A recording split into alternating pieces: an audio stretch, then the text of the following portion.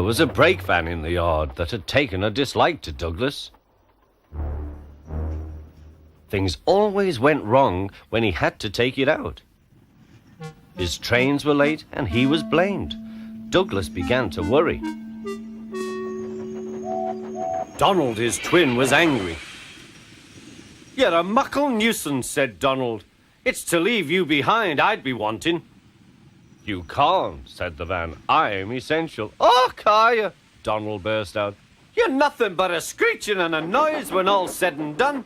Spite Dougie, would you? Take that!" "Oh, oh, oh!" cried the van. "There's more coming, should you misbehave." The van behaved better after that. Until one day Donald had an accident. The rails were slippery. He couldn't stop in time.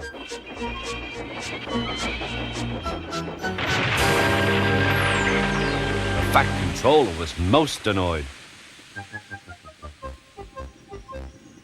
"I am disappointed, Donald.